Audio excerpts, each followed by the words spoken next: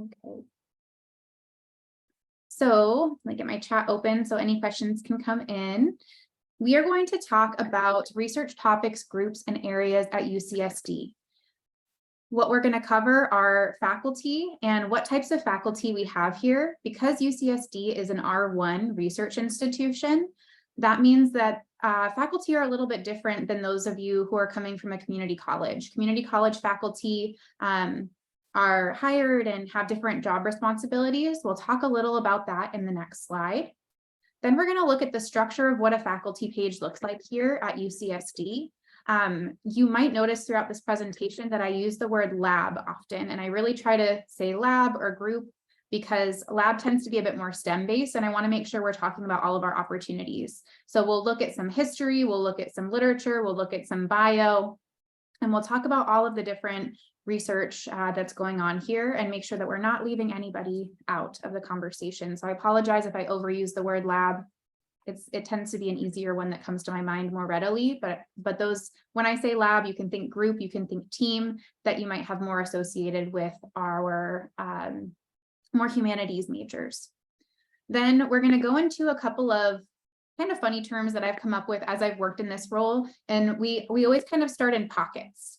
There's so many research opportunities, so much wonderful research work being done here at UCSD that I myself find it overwhelming to go and look at all of it at one time. So I really like to start small, and we're going to give you the clues of how to start in pockets, as I call it. Then once we know where to look for research that's being done, how to look at one of those pages, we're going to go and find what I call green flags. These are the things that tend to give you a better chance of being responded to or having the opportunity to work with one of our faculty here at UCSD. And at the end, I'm going to make sure that we have plenty of time for questions. As I mentioned before, we have the chat open, and I am more than happy to have any of you come off of mute and ask questions at any time, any clarifiers. That's what I'm here for. Feel free to ask as we go. All right, so first we're going to start with our types of faculty. These three at the top, these may have connections to research at UCSD, but likely aren't running their own group or lab.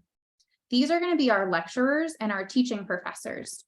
If y'all are coming from a community college, these are more of the faculty who you've maybe been familiar with working with. They are folks who don't necessarily have a research requirement associated with their role at the university.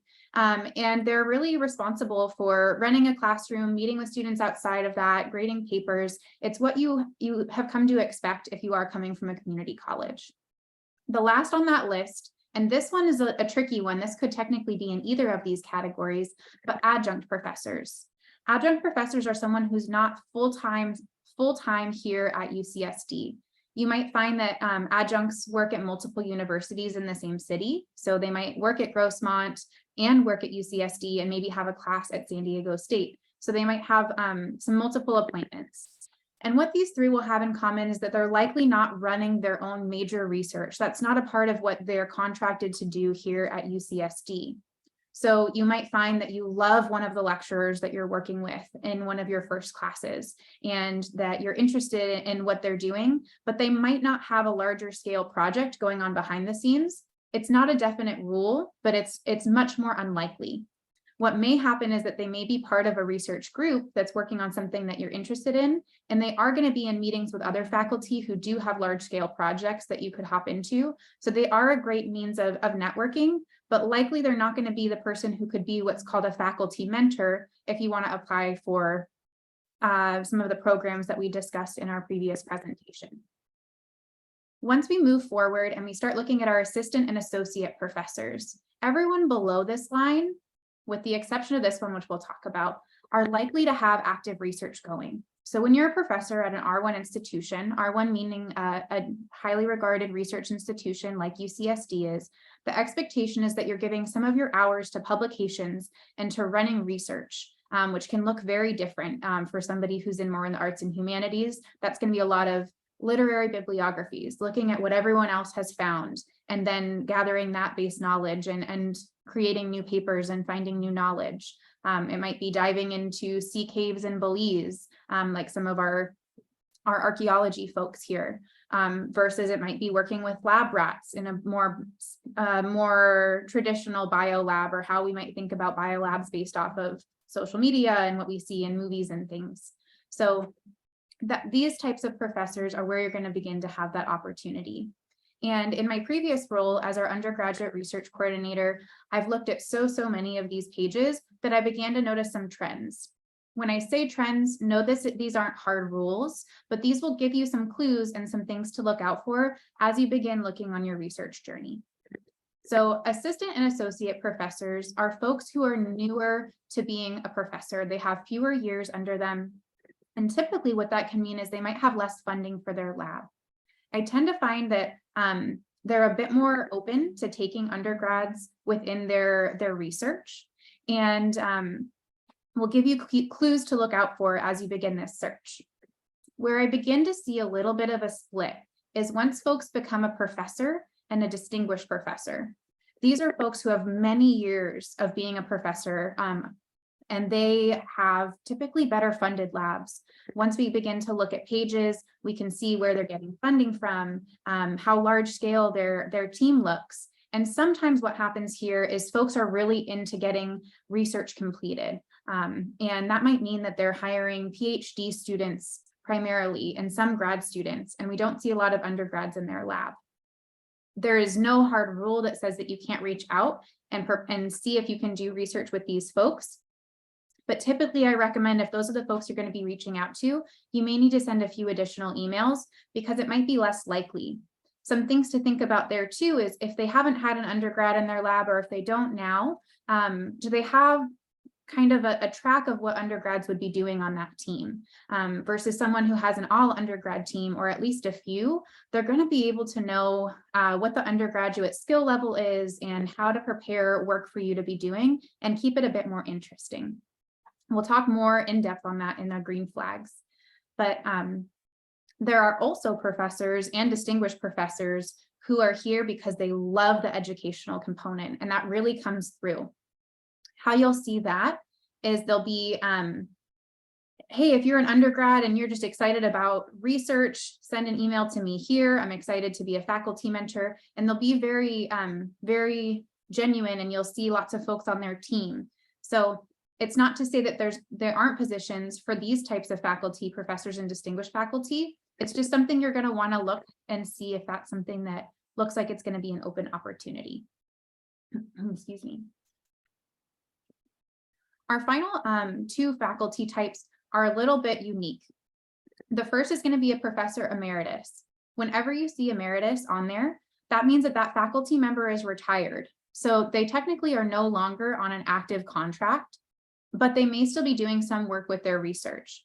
They may be less likely to taking you because they're not on a full-time contract. This is no longer their job, but they might be wrapping things off and passing the lab off to another faculty here. You can look and still see that there might be a research group or a research page associated with their name, but it means that they're no longer a full-time contract. And finally, provost. This is one of your main allies here at the university.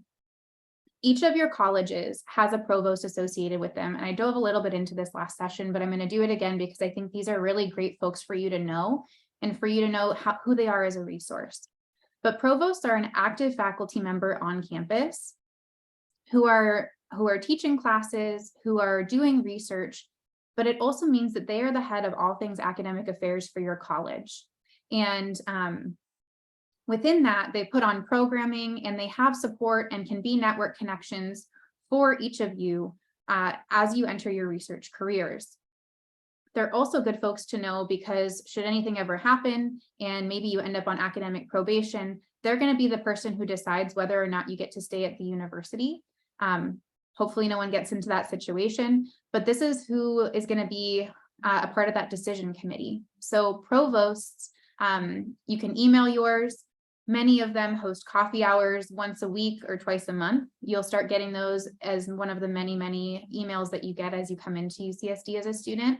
So your provost might not be someone who's necessarily your area of interest or your major, and you don't have to use them. You don't have to want to do research with them, but they are well connected within the research community.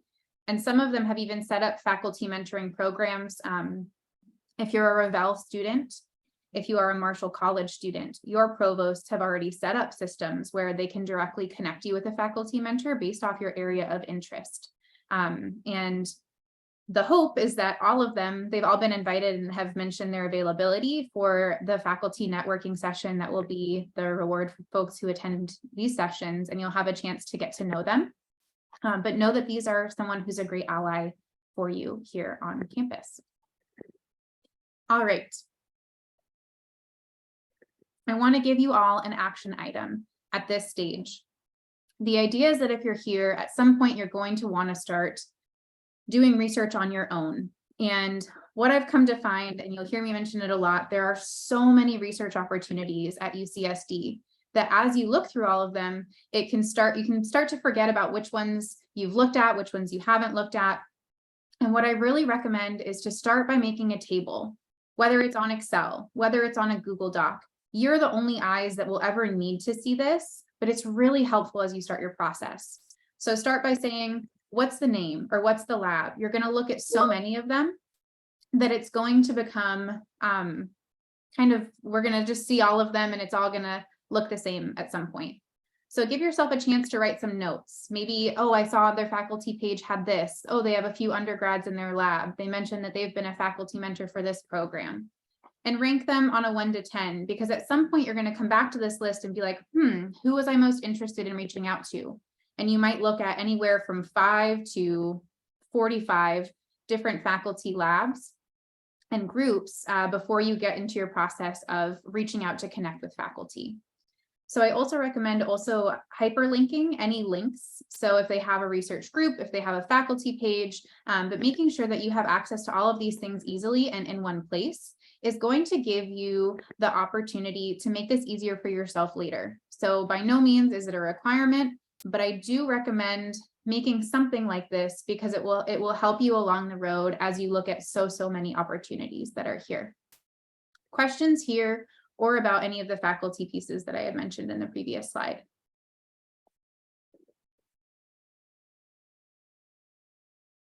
No questions? We're feeling good?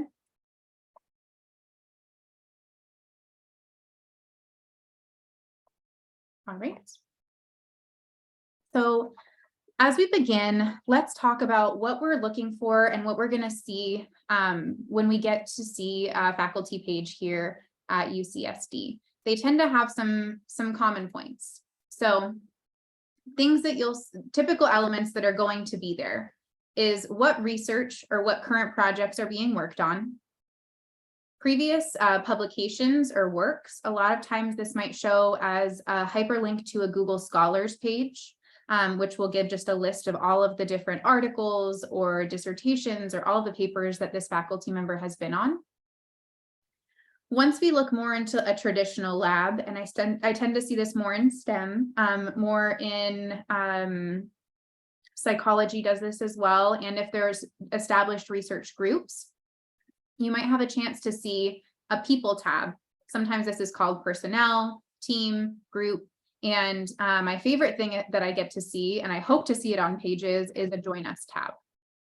And let's go ahead and look and see some examples of what these pages will look like. So here I'm going to go ahead and start looking at Professor Marihana's lab. Are y'all seeing this? I just want to make sure I'm not frozen on the Red Talks presentation itself. You see the lab page? Yeah, we can see it. Thank you so much. Awesome.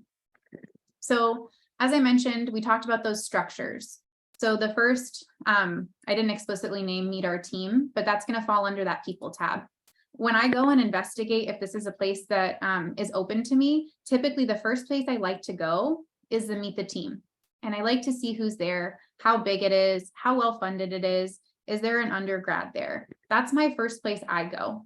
You could also go to research. There's no right or wrong way to do this, but that tends to be my move. So I'll scroll and I'll see, hey, there's a couple undergraduate researchers here. We'll talk about green flags, and I've already hit 3 just by going to this page because I see, awesome, they have 2 undergrads working in this specific lab. That tells me they know what projects to give me. They know what knowledge level I should be expected to be at, and they're going to know you're going to probably be set up for success in this group specifically.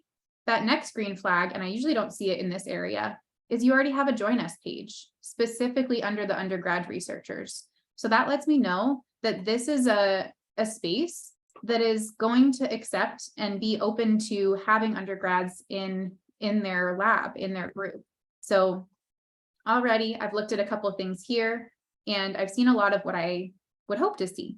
So other elements we talked about are what's available. We see the Join Us tab.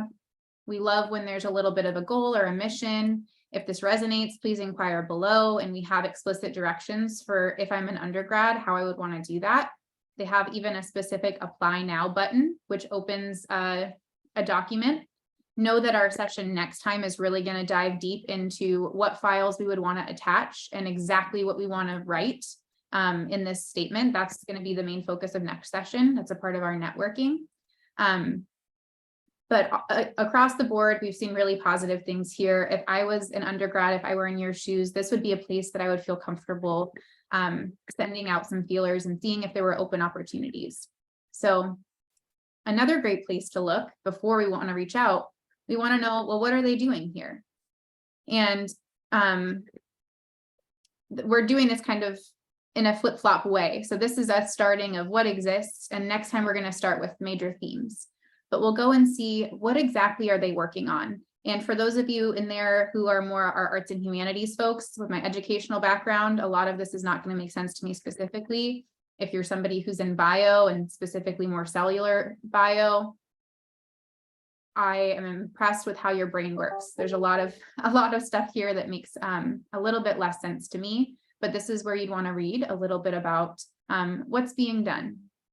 So that would be a lot. I can maybe spend 45 seconds looking at all the different elements at a lab and then going and seeing research being done. And from there, I would go back to my table and say, okay, I was excited about this, some notes. They have multiple undergrads. They have a join us option under the specific undergrad team.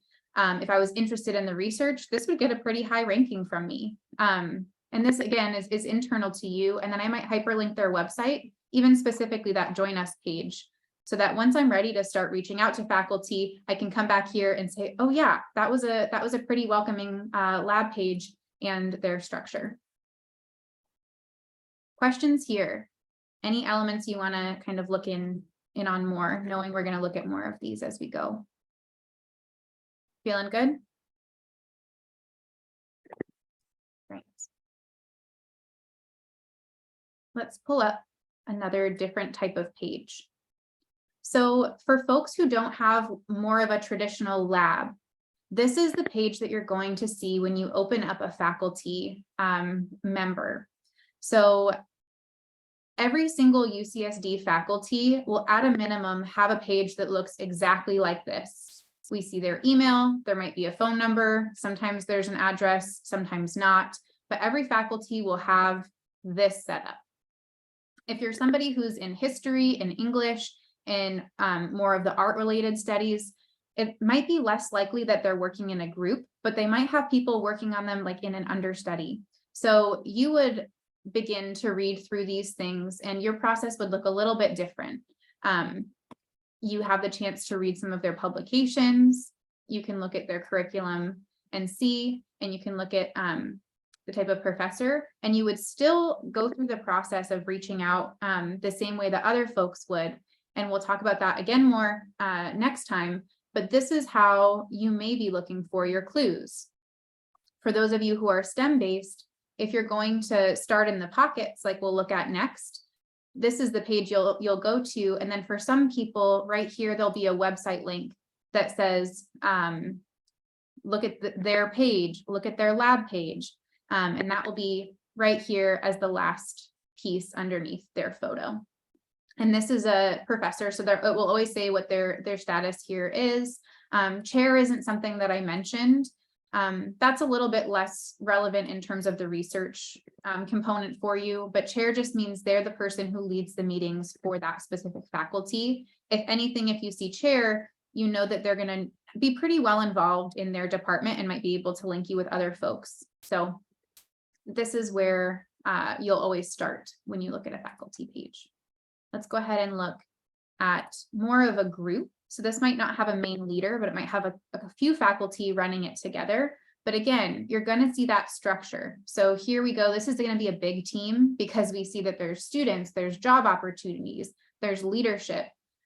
This is a much more developed and likely more funded lab than the first that we looked at. There's multiple affiliated faculty and an advisory board. To me, this shows there's a lot of funding here. So let's go ahead and look at their student team and see what we see there. We see quite a few postdocs, some grad students. We see alumni who, in just popping over these, we see more that they are folks with PhDs. So as I'm looking now, it's not looking like this is a lab that has a lot of openings for undergraduates, just based off what we're reading. We can look and see the contact us page. Is there any information about if undergrads can join? I'm not seeing much. Again, that students page is where we did this. So in terms of if they have the structure where they can take undergrads within their lab, within their group, I'm not seeing many clues to that at this point. That doesn't mean that it's a hard stop. If you then go to this research page and you're like, wow, this is just super fascinating. I really love what they're doing. This is super interesting to me. By no means do I say don't reach out, but know that someone like this is going to feel a little bit, probably be a little bit less likely to take you in, or you may have to be a little bit more self-guided if you end up in a group like this. Job opportunities, sure, we can go there. You can see that in the chat. Postdoc, postdoc, postdoc. So typically, you would see more of research assistant openings for our undergrads. Jobs, when I see it on here, and because we see that there's a lot of funding behind this lab, this I would say is someone who's hiring people full-time. So again, not a hard stop. Feel free to reach out, but you can get a feel for what's a little bit more undergrad pointed. I see some questions coming in the chat. Should we start applying now or should we wait till winter, fall? How can we make sure that we're applying for the quarter we want? Summer, for example, does the page each quarter require? Ooh, that's a great question. So we'll talk about this at the end, but many faculty here are not on contract, are not technically within their time they're being paid, or they're not, might not have classes or hours that they are required to do over summer. Some do, but I would recommend using this time to build yourself a list using this table here. And then maybe around week 3 or week 4, already have everything ready to send it to them once they've gotten through like the little bit of their busyness and caught up on their summer emails.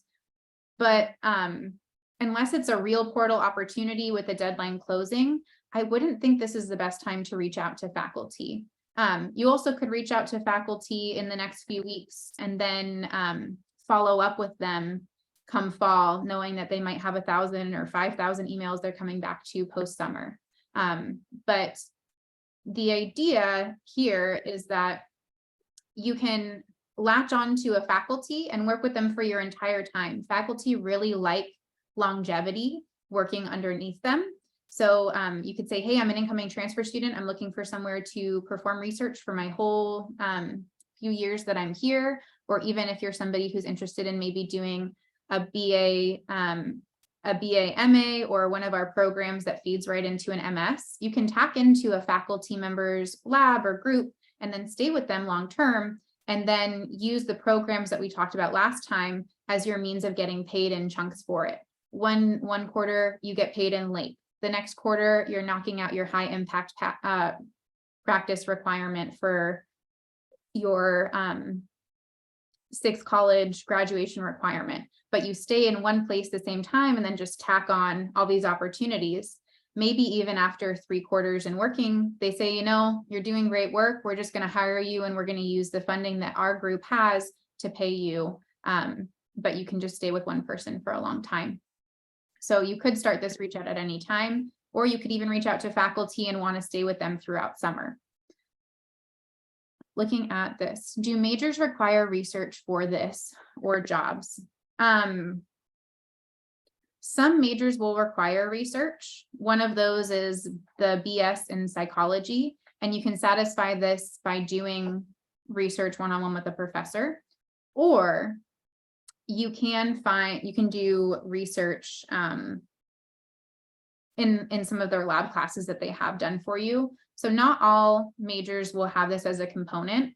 Most of the research that I'm going to be talking about is more of an extracurricular. You're doing this almost like a job, but if you're someone who does have a high impact requirement or a research requirement for your major, or maybe your pre-med and med school tends to have some sort of a research component, that's where you're going to be plugging this in. And can you apply for honors and a research lab at the same time? The answer here is yes. And for a lot of majors, the honors component will actually have some sort of a research component to it. So they might even tie you into a faculty mentor for being an honors student, but that does depend on the major. All right. And a couple more questions I see before I get back to the presentation. As a sociology major, I haven't found research opportunities. Ooh, we're going to dive into that in parallel majors and interest in our next couple of slides. So Michelle, I see your question. I am coming to it because I think that's a great question for everybody in the room. And finally, do you recommend we start research this fall? Ooh, no, I would say unless you are someone who is really hungry to get started in research, you feel really good about your ability to do work-life balance, I would not recommend actually starting your work in a lab or with a professor in the fall quarter. As you adjust, the quarter system is going to be quite different from where you're coming from, and UCSD classes are quite different. For many of you, you might be coming from out of the area. I really like fall quarter as your time to network, as your time to reach out to faculty. And then use this time to, at the end of fall, begin applying to winter opportunities. What I like to say to students is, you are doing well if you are in research in your spring quarter. If you want to be eager, you can get in winter. And fall, you can be in research, but I want to make sure that you have you feel like you're set up for success, because a lot of transfers need that one quarter to adjust to the quarter system. And just get used to all of the different changes and transitions that happen. So I would say winter can be kind of your eager goal. Will there be less opportunities to form long-term connections with professors if we wait past fall quarter to start research? Great question. Will there be less opportunities? Not necessarily. I have had students come to me who are second-year transfers. Some of you in this Zoom might even be second-year transfers. But I would say you are likely not too late to start research until the quarter you're graduating. That's where I've had issues in supporting students, and we've still found a workaround. But you want to give yourself at least one full academic year. You're not too late. And some of these programs are 1 quarter or 2 quarters. A lot of faculty might say, hey, I would like to have you for a full year. So there's no hard and fast rules, but I would say winter break is when all of those summer applications are going to be open. So use this the rest of the summer as you have free time to follow some of these clues that I've given throughout presentations, and give yourself these notes so that come winter quarter, come halfway through fall quarter, when midterms are done and finals haven't started, you can look back into this and start reaching out and already have your emails drafted and begin to start your research process. I see some other good questions coming up that I do see answers for coming up as we go through the presentation. So I'm going to go ahead and hop back here unless anyone has anything else burning on anything we've covered so far. These are all great questions. Anything else? Folks are feeling good? We should keep moving and make sure that we're touching these as we go. All right. Oh, sorry, wrong button. So let's go back to this idea of starting in pockets. As I mentioned, for myself, even when I'm working with a student, and we are hiring someone for my previous position who can work one-on-one with students to support in this process, I really recommend thinking hard about the areas you're interested in researching. And this doesn't have to be your major. What you're interested in might span even across a few majors. If you're someone who's really passionate about social justice and equity, there can be some poli-sci research that's going on that can talk to your interests. There's a lot of work being done in the communications department. So this is where, think of what's interesting to you. Think of what you'd like to put time into researching. And even if you're computer science, but you're interested in something, like I mentioned, equity, social justice, social movements, you can do that cross-topic research. And there's even going to be some components that are related to your major, but what you study doesn't need to be what your major of focus is. I'm trying to think of specific examples, and there's going to be some overlap. So I think somebody mentioned in our chat here that they are sociology and they had psychology-based projects. That's great. Psych might even have specific psych professors might even have some openings where a computer science major might make the most sense. If you're somebody who wants to do like more UX UI design, and you want to see how people are accessing websites, you might end up in a psych or a business psychology group or lab. There's no hard rule about where you need to do research, with one exception, and I'm going to give you that caveat. Remembering last session, we talked about 199 credits. That's where you're earning academic credit for your time working with a faculty member. Your 199 credits will be granted in whatever department your faculty mentor, the faculty who you're working with, is employed under. So if you're my sociology person in here and you're interested in working with a psychology faculty member, you're going to be earning Psych 199 credits for your time if you choose to take the academic credit option. This does not matter unless someone who is a BS in psychology, you might have to have Psych 199 specific credits. If you're just interested in doing research and you're doing this as kind of your extracurricular activities, it's not going to be an issue for you. If you're just doing it to satisfy your HIP requirement for your college, that will satisfy it there. But for very specific major requirements, you may need to reach out to psychology, or I know neuroscience.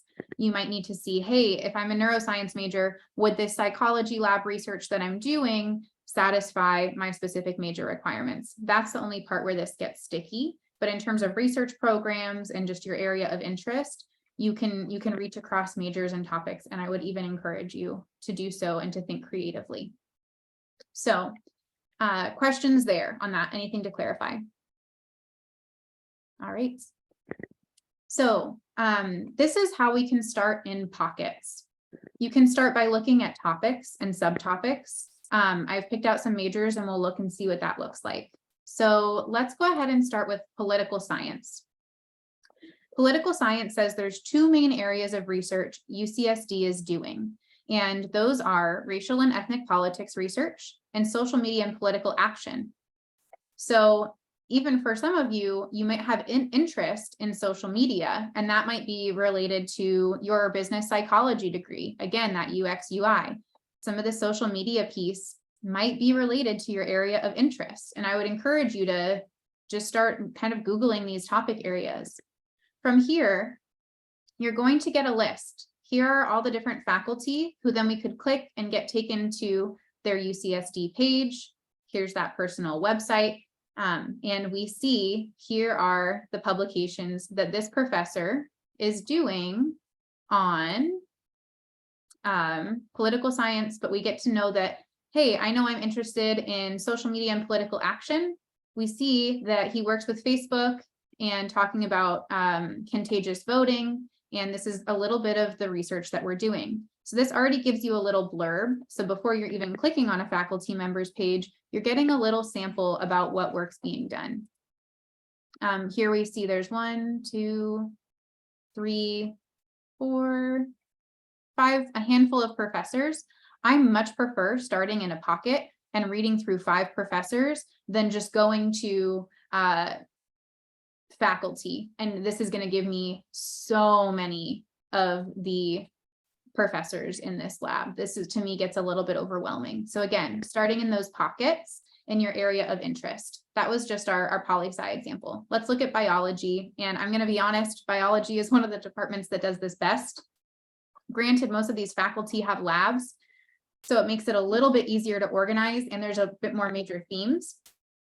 But this is where you could say, ooh, you know, I'm really interested in cancer biology and cell biology, or maybe you're interested in molecular and cell biology. This is where you can, I'm not saying you have to limit yourself to only looking at one pocket, but I like being able to open a list and see a more limited, again, this is a lot of faculty, but it's giving you a chance to get a little bit of a handful and have a smaller starting point. It's less overwhelming than just opening all the bio faculty list and seeing everyone there.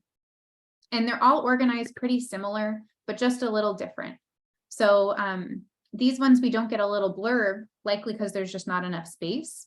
But from here, we can begin to open lab pages or groups. They have all of these here. And then that takes you to these, what we've already looked and kind of gotten to know the structure of.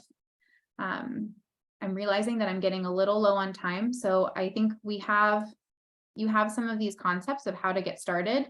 Here are all of these most majors will have kind of topics, or you might find it in groups. So let's talk about how to find that. Let's go ahead and do UCSD, where you would go on your major to find it. So we go to UCSD, Department of Political Science. There's almost always a research tab like this. So if you want to start in looking in pockets for your major, and then also areas of interest. So it doesn't have to be your major page. This is where you can go and you'll find research topics or research groups, as I have mentioned here. So groups are going to be essentially a lab or much larger scale. Something like this has a lot of funding and is a larger scale piece, but they'll have the same kind of breakdown, the same structure that we've looked at in looking at faculty pages. Another great resource, I'm going to go ahead and pop this into the chat for everybody. But this is a way to search by your topic of interest, and it gives you all the research that's being done at UCSD. And I can tell you that if there's something that you're interested in, someone at UCSD is probably researching it. And this also includes our folks who are in the School of Medicine. So you can search. It's not a perfect system. It's pretty good, but know that you might hit some kind of funky, you might look up bones, or you're looking for archaeology and it takes you to a bone doctor within School of Medicine. It has some little quirks like that, but overall it's a pretty good system. I tend to like the topic search and going to the different majors and being creative and thinking, oh, social justice communications has that, or some of those pieces. That's that database. And then the college support, as I mentioned, I just know these too well because I know these provosts a little bit better, but each of these provides a Google form where you can apply and ask for a faculty mentor. You can go to the provost's website for your major, and I bet you there are more majors that have them. I just know these two off the top of my head, and it hasn't opened quite yet for Marshall, but both Marshall and Revelle, and as I mentioned, likely others, have this kind of a system where they will set you up with faculty mentors, and you'll fill out an interest form of, hey, here are some of my areas of interest.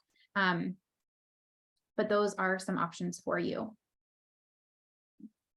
All right, we have just a little bit left, and then I will make sure that we have time for questions at the end.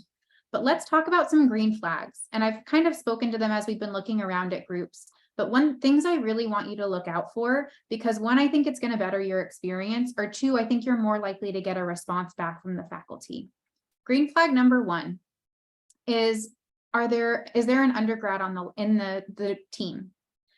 Or have they had undergrads before? You've heard me mention this as we've gone around to pages, but part of the piece of this is the folks who you'll be working with here are, they have PhDs and they've given years of their life. They're going to be able to talk about these topics and work at a very high level, which would be unreasonable to have the expectation of you as an undergrad to be able to do at this stage of your academic journey. Not to say 5 years down the road, you're going to be speaking the same language, walking the walk and talking the talk how they are in their groups. So I've talked to folks who have been the first or the only undergrad, and sometimes it just feels like there's not a tailored experience for you. So I think it's just, I always feel more comfortable passing my students off to where there is or has been an undergrad. And then you also have an opportunity to network and make some friends. So this is always a huge positive in looking at who you're going to work with.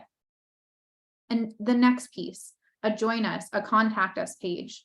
This means that they're open to taking students. Even better if we specifically have directions for an undergrad. Next week, we're going to talk a lot about how to write the email, how to submit the application, what sort of a resume should you attach and put with that.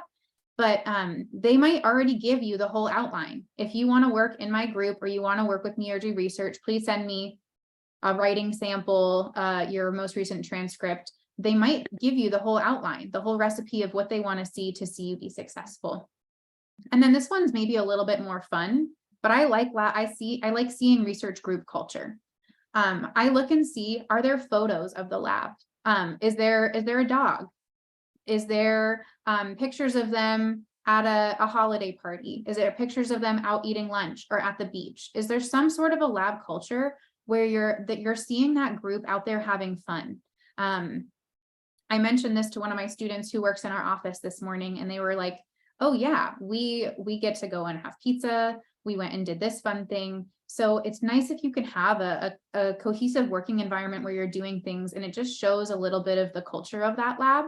And another thing I've seen on quite a few group pages or faculty pages is where folks are now. And that means that there's been a sustained relationship. That just shows me like, wow, that professor really cares. They say, congratulations, they submitted their senior thesis, or they moved on to this grad school.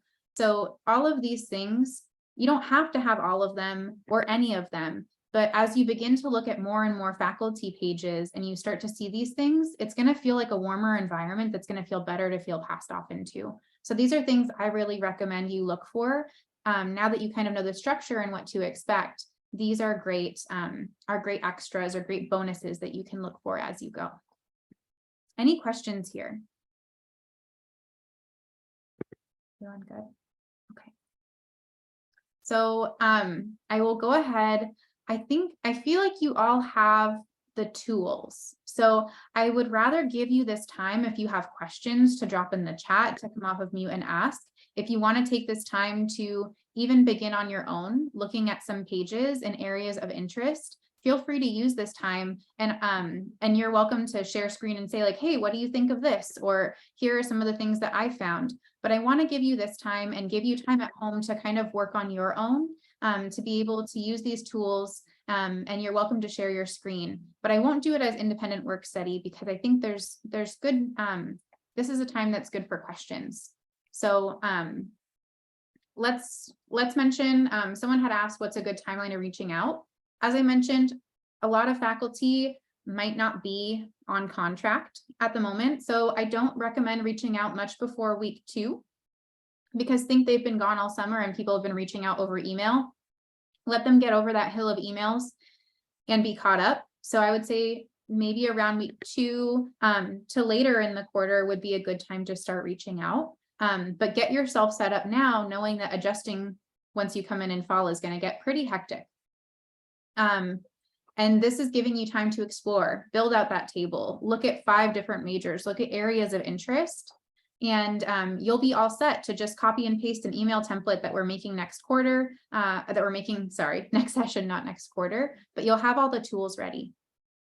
So we're not going to meet next week, but the following Monday, we are going to get started on how to build a research resume, how to write those specific emails, what you should be including. when you're sending these outreach to faculty. So you're able to write really, really strong pieces. And with that, I really want to open up to questions, and I'll open our Zoom poll as well. So that can go as I answer some questions for the group, but I want to make sure that we have time because I do think a lot of questions came up. Okay, questions I'm seeing in the chat. And again, feel free to raise hand, come off mute. This is your time. I can always come back and share some screens. All right. Great questions that I'm seeing coming in now. The first I see is postdoc scholar. You see a lot of those, but you wondering what type of faculty. So, okay, faculty are our professors here. Those are folks who are going to be teaching courses. A postdoc is someone who's just finished their PhD and they maybe want to go into academics, or maybe they want to go on and be a full-time researcher, but it's somebody who has finished their PhD program and is not yet a faculty member. They're in their postdoctoral phase, but they're not a faculty. So they won't show under type of faculty because there's someone who's in that middle place. And a lot of times they get hired and do maybe a few years of research with a professor before they step up, and then they might become an academic professor or a teaching professor, or they might go more of that research route. Does that answer your question, Hannah? That's a great question. Yeah, that's good. Thank you. Yeah. Where can you find the recording of this meeting? Yeah, so on our Triton Transfer Hub page, I post all of our recordings, and I will also send a follow-up email within 48 hours. Sometimes Zoom is a little delayed in getting me the transcripts and the recording, but I will make sure that I get that in a follow-up email, like you got an email reminder. That should be here by end of day Friday at the very latest. Will slides be posted? Do slides feel helpful to folks? Would you like a copy of this presentation? You can do thumbs up or you can come off of mute. I can include that if that would be useful. I'm happy to Personally, I find them to be helpful. Awesome. Yeah, that was the way I never studied when I was in school, so I didn't think to do that, but absolutely. I can, let me make sure that I make a note to myself here in the Red Talk follow-up. I can include the PowerPoint. Happy to do so. Even in the session yesterday for the Transfer Connect, it was really helpful that some of the peer leaders shared their slides, because there was so much detail on them, and going through the presentation so quickly, it just helps. Yeah, absolutely. We can get those all uploaded. I can probably pass that off to one of them to maybe get on our website a little more, but thanks for letting me know. Yeah, I will absolutely include those. All right, I'm looking in our chat here. I have a private chat that says, COM has a lot of research. There's only one group for undergrads. Where would you look? So psych and physio. Ooh, good questions. Our psych department, we're going to have a lot of opportunities. And I didn't even talk about research institutions today, but what happens is sometimes funding comes in and there are research institutions that are parallel to UCSD. We have some partnerships. One of those is SALK, S-A-L-K. And SALK is a research institute. So it's not a university, but it's somewhere that does a lot of research and receives a lot of funding from National Science Foundation and other grants to perform research. So you might find that a lot of our psychology research that's being done, or neuroscience, or things that have to do with the mind, are a collaboration with the Salk Institute. So we have a hefty amount of psychology labs, and those can tie well into sociology. I would encourage you to think more by like topic. So are you interested in the effects of social media? Are you interested in bipolar disorder? Are you interested on like the impacts of immigration and how that affects like the children of immigrants? I would think more like topics or areas, and maybe start more specific that way. Think of your pockets, and then you could use that research database and start by that way. Start small rather than just going into psych in general. But that would be my recommendation there. And I'm seeing a lot more questions come in.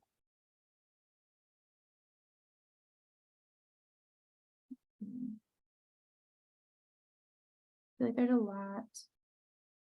A roadmap, okay, ideal dates. Yes. So I thank you, Ali. I see your message in the chat. It's a lot of information. Absolutely. So my hope is that I'm trying to do this in a chronological order. The idea is that you're getting all of these things. So last session, you learned about some programs. Now you're learning about who you might be able to have as faculty mentors. And then next session, I'm trying to think of giving you like an action plan. The end goal of all of this is that you're going to be reaching out to faculty members over email and including, hey, this is the program I'm interested in. Hey, this is the this piece. So my hope is to give you some action items along the way. My hope is you would leave today's session and make that chart and begin to have that as your to-dos, your next steps. And it's hard because if we were in a one-on-one meeting, I'd be able to say, hey, let's say that you should do this and then this and then this. I'm going to share a resource with you that I didn't include in my slides, but we can absolutely pass you all the link now.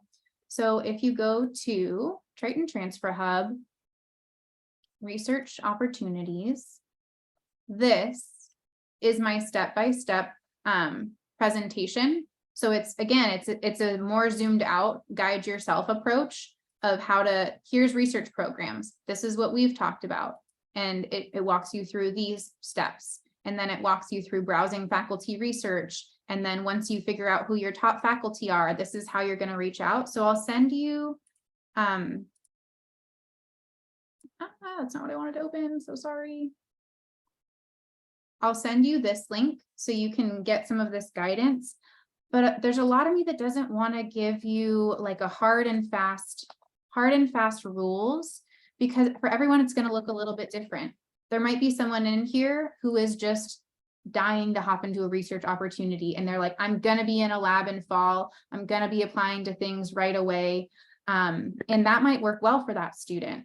But for others of you, you might not want to start until winter, or you might want to start till your next year. So this is the order that I recommend you approaching research in, but this timeline is going to be different for each of you in this room. So I can give you, these are my recommended order of steps, but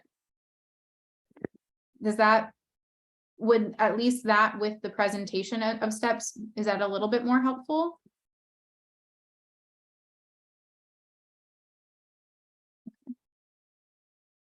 I think it's easy to look at, even compared to a slide presentation, because it's like a Prezi kind of layout. Yeah. Well, the biggest thing with research is I feel like we're going to start to be informed on whether we ought to be doing research as we start taking classes. Yes. That's going to be the bigger guide. And then this will be like, oh, wow, it's so easy now. Once we understand it from when we're actually students taking classes. Yeah, and that's the tricky spot is I know so many people are eager to get connected with research and I want to give you all the tools, but for some of you, you're a 6 college student. You need to get 6 units and don't quote me on 6. I don't know that that's correct, but you might go to your orientation next week and find out you have a HIP requirement. There's going to be a lot of people sitting in that room who know a little bit less about what that means, but you say, ooh, I'm going to take advantage of that HIP requirement and I'm going to go do research with this professor in this area. And you're going to raise your hand and say, hey, academic advisor leading this session, do my 199 credits have to be in the area that I'm studying? So I do know that this is a hard time in your academic journey to be getting all of this info. And I'm trying to, this used to be a 1-hour presentation and we're stretching it to 3 to try to give you all the details, but it's hard because you don't have like your classes to tack things onto yet. So it is tricky. It is kind of a balance. And that's good data that maybe I'll change this up a bit for next time. And Ed, I did see in the chat, you asked if I'll do one-on-one meetings with students. So I do know, I don't anymore. We are actively hiring the person to be our research and involvement coordinator. So likely probably midway through fall quarter, You will have somebody in the undergraduate research hub who can do that. I transitioned and now my main role is running our programs like STEP and like the large scale events we'll do. So I had that knowledge and I wanted to give that to you all through this program, but I no longer am able to take one-on-one appointments. I do train our peer coaches on this. So they will all be able to support you in that process. And there will be a full-time professional in our office in fall quarter to be able to meet one-on-one and talk about these things in depth with you. But as someone had mentioned, yeah, this is all going to stick a lot better as you start, like IAs will mention things to you in courses and it will start, there'll be more places for it to start to stick to. I do see another question in the chat. Since we don't have to do research related to our major, how do we support our reasoning in why we choose research? Does it need to be connected to graduation requirements in some way? This is a great question. No, you do not have to do research. It's not something that, it doesn't have to be requested for graduation requirements. You are at one of the #1 places in the world doing research. There's hundreds and thousands of faculty here who are studying things that you're interested in. And I think for myself, I would have said I was never interested in research. And then I did my master's program. And once you find that thing that you're interested in, and you can like be a nerd with other people who are nerds in that same area, there's something so satisfying about that. Like, I love learning about student development and like, what can we do that makes students better? And what are the typical trends that we see, and getting to talk about that with other people. Just that piece, there's so much joy. So is there something that like you've always been curious about or how it works? And just a lot of it can just be for self-satisfaction. You don't have to do research because it gets you somewhere into your journey. Is it something that interests you? And then seeing if you like research, then if you like research, maybe that's something that you want to take on as a career path. And it's always going to be an additional thing that you can put on a resume. If you're getting paid to do a research opportunity, that's like a job. Maybe that's the job that you do. I worked retail in college, and that was great. And I learned management skills and I liked that. But if this is where you're getting paid $20 an hour and it's something that like fuels your passion, seems like a better option if it's an option for you. Are there any specific research programs that help with grad school applications? Yes, there are. If you look in additional bonuses in the research program sheet that we sent last week, which I'll send to you right now, that's in a tab. So I know let's see. The McNair program helps you apply to PhD programs if you're a first-gen student. A lot of the SRP, the Undergraduate Research Hub Summer Research Program, will provide direct support and cover the cost of GRE courses and move you towards grad school applications. And that is listed here. And I know we're over time, so if anybody has to go, you no longer have to be here, but I can answer some extra questions as they come up. But if you go to the Undergraduate Research Hub website, we look at all programs that should be categorized in compensation details. How is this marked?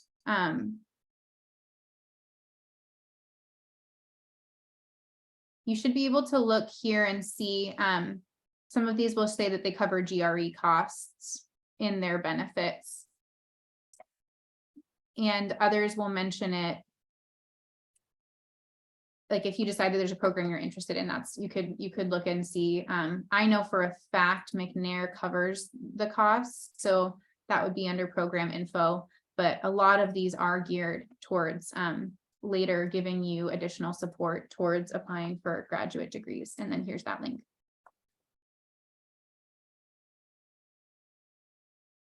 Ooh, GRE courses. What is a GRE course? That's a great question. I don't know that I remember what GRE stands for, but the GRE is almost like, sorry, that was my chair. GRE is kind of like the SAT, the standardized testing that you'll do to go into grad schools. Med school has the MCAT. GRE is for more general, but I don't know, I can't give you the analogy of what GRE stands for, but essentially it's what your SAT would be to get you into an undergrad degree. for a graduate degree. Oh, there we go, graduate record examination. And a lot of schools have moved away from using it, but if it is something you need to take, some support with it is useful. But yeah. All right, again, I know we're over time. I'm going to go ahead and end our recording. I can stay on and ask if there's little one-off questions here and there, but know that an email is coming soon to